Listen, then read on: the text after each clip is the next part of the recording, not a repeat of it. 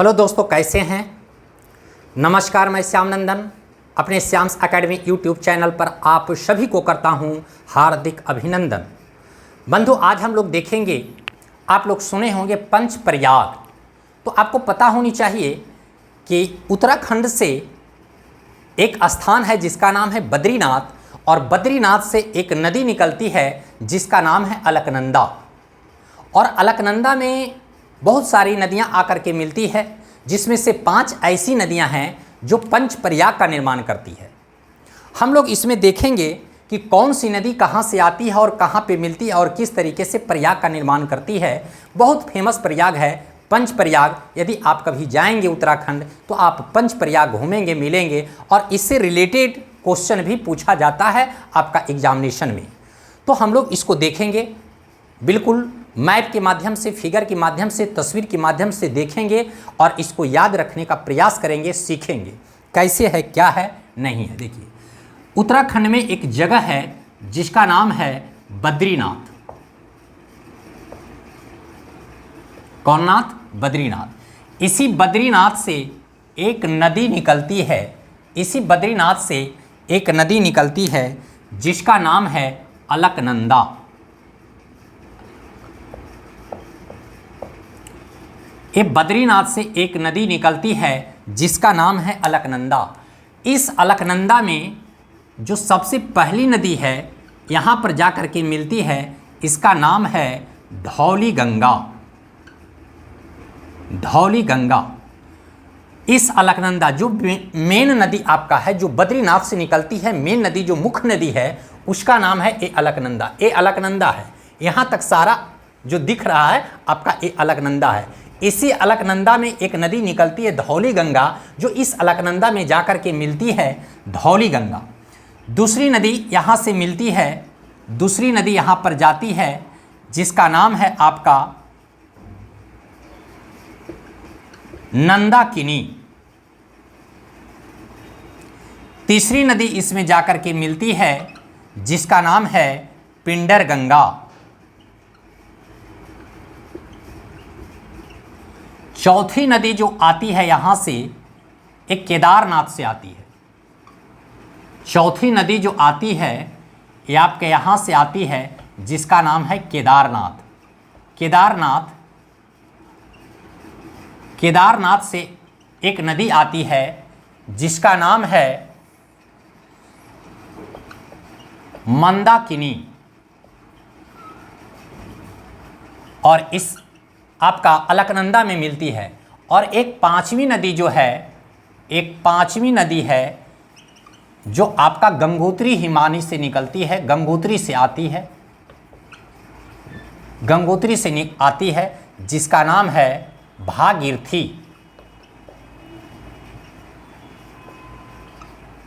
भागीरथी, ध्यान से सुनिएगा।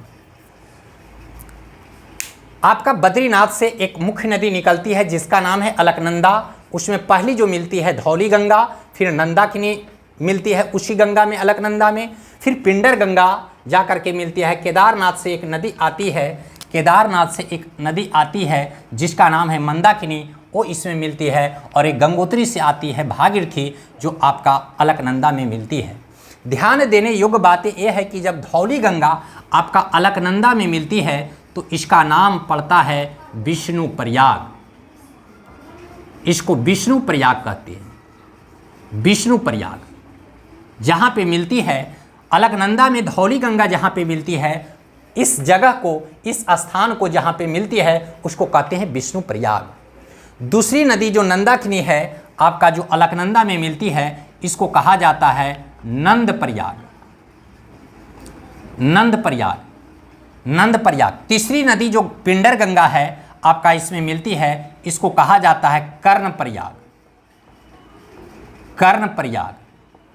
और जो केदारनाथ से मंदाकिनी आती है, जो यहाँ पर मिलती है, इसको कहा जाता है रुद्र प्रयाग। ये सारा प्रयाग है। और एक गंगोत्री से जो आती है नदी जिसका नाम भागीरथी है, और ये यहाँ पर मिलती है, इसका नाम देव प्रयाग है। देव प्रयाग। और इसी देवप्रयाग, और देवप्रयाग के बाद जो यहाँ से आगे बढ़ती है, इसी का नाम है गंगा। देवप्रयाग के बाद ही गंगा कहलाती है। अभी अलकनंदा है, लेकिन देवप्रयाग के बाद जो है यही अलकनंदा गंगा कहलाती है और पूरे यूपी, बिहार और पश्चिम बंगाल होते हुए डायरेक्ट आपका जा कर करके बंगाल की खाड़ी में गिर जाती है। तो इस तरीके से एक कहानी बनती है। तो पंचप्रयाग आपने देखा कि जब धौली गंगा, अलकनंदा में जब धौली गंगा मिलती है तो विष्णु प्रयाग का निर्माण करता है। नंदाकिनी जब मिलती है अलकनंदा में तो नंद प्रयाग का निर्माण करता है। और पिंडर गंगा जब मिलती है आपका अलकनंदा में तो कर्ण प्रयाग का निर्माण करता है। केदारनाथ से जो मंदाकिनी आती है अलकनंदा में मिलती है, रुद्र प्रयाग का निर्माण करती है। और गंगोत्री से जो भागीरथी नदी आती है यहाँ देवप्रयाग का निर्माण करती है। इस तरीके से पंचप्रयाग का निर्माण करती है। तो पंचप्रयाग का निर्माण किस तरीके से करती है, इससे क्वेश्चन पूछ ही देता है, इसलिए आप लोग याद रखेंगे। आपसे क्वेश्चन इस तरीके से पूछा जा सकता है कि जब अलकनंदा में आपका धौली गंगा मिलती है तो किस प्रयाग का निर्माण करती है, या इस तरीके से पूछा जा सकता है कि विष्णु प्रयाग का निर्माण किस नदी में मिलने से होता है। यदि आप इसको इस तरीके से याद रखते हैं कॉन्सेप्ट के माध्यम से तो आप पांचों प्रयाग के बारे में आप अच्छी तरह से जवाब दे सकते हैं और इम्पोर्टेंट है।